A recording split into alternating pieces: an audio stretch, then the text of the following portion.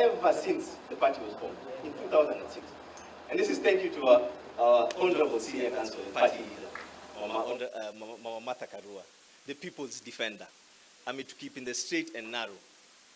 Let me tell you one thing about principles, my fellow Kenyans and fellow taxpayers, unfortunately, at this time, is that we are at war.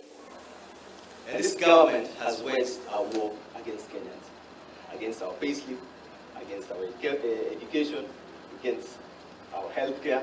Basic need is not so basic anymore. 42 million Kenyans cannot afford a decent meal. And when it comes to infrastructure, unasikia barabara za kutatu. Itaanzia, ipitie, ifike, Wakenya wakisikia, mnasema nini? Ayo, uongo tena. But that's why we are here. That's why PLP is here. We are here to re-energize our people, to renew our commitment to the service and protection of Kenyans and Kenyans' identity.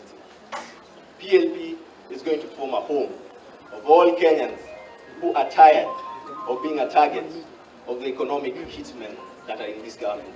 All Kenyans who shall not stand aside as our nation is being taken down the drain. PLP will be a home that will have only one vision. A vision to be a party that is representative of a Kenyan needs, with a mission to unite and liberate Kenyans in our lifetime. I welcome you all to the home of liberation, to our purple house. And as you leave, remember one thing: purple is not just a color.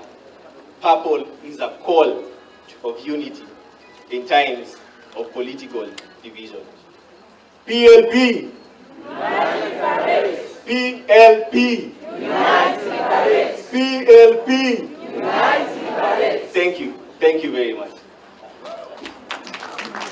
Thank you very much, VC.